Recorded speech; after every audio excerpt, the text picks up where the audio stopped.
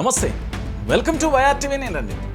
Phone tampering case విచారణలో తెలంగాణ ప్రభుత్వం తీరుపై సుప్రీం తీవ్ర అసహనాన్ని వ్యక్తం చేసింది. విచారణ పేరుతోని కాలయాపన చేస్తున్నారా, లేక ప్రభాకర్ రావును జైలుకు పంపడే లక్ష్యంగా ఈ వ్యవహారం నడుస్తుందా అంటూ జస్టిస్ నాగరత్నం నేతృత్వంలోని ధర్మాసనం ప్రభుత్వాన్ని నిలదీసింది. ఈ కేసులో తనకు మధ్యంతర రక్షణను పొడిగించాలని కోరుతూ ప్రభాకర్ రావు సుప్రీంకోర్టును ఆశ్రయించారు. ఈ పిటిషన్పై విచారణ సందర్భంగా ప్రభాకర్ రావు తరపు న్యాయవాది కీలక వాదనలు వినిపించారు. తన క్లయింట్ ఇప్పటికే 2 వారాల పాటు కస్టడీలో ఉండి విచారణకు పూర్తిగా సహకరించాడని తెలిపారు. ఇకపై కొనసాగించే విచారణకు ఎలాంటి అవసరం లేదని, కేసును ముగించేలా ఆదేశాలు ఇవ్వాలని కోర్టును కోరారు. అయితే ప్రభాకర్ రావును జైల్లో పెట్టడమే లక్ష్యమా? ఈ వాదనల నేపథ్యంలో రేవంత్ ప్రభుత్వం తరపు న్యాయవాదిపై జస్టిస్ నాగరత్నం ధర్మాసనం ప్రశ్నల వర్షం కురిపించింది. ఇంకెంతకాలం విచారణ కొనసాగిస్తారు? విచారణ ఉద్దేశం ఇంకా పూర్తి కాలేదా? ప్రభాకర్ రావును జైల్లో పెట్టడమే లక్ష్యంగా ఈ చర్యలు జరుగుతున్నట్లు కనిపిస్తాయి అంటూ ధర్మాసనం తీవ్రంగా మండిపడింది. ప్రభుత్వ వాదనలపై అసంతృప్తి వ్యక్తం చేసిన సుప్రీంకోర్టు ప్రభాకర్ రావుకు మధ్యంతర రక్షణకు పొడిగించింది.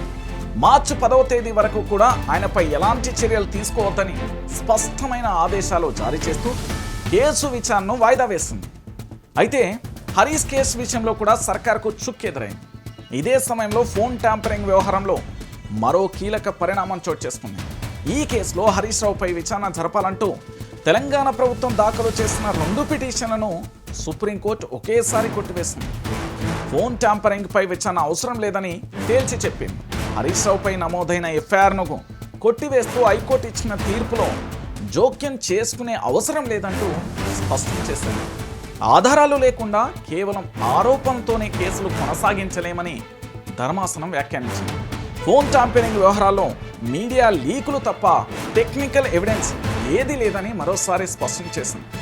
ఒక కేసును మరో కేసుతో లింకు చేస్తూ వింత వాదనలు వినిపిస్తున్నారని, కానీ ఆధారాలు అడిగితే మాత్రం ప్రభుత్వం మౌనం పాటిస్తున్న పరిస్థితి కనిపిస్తుందని సుప్రీంకోర్టు అసంతృప్తి వ్యక్తం చేసింది.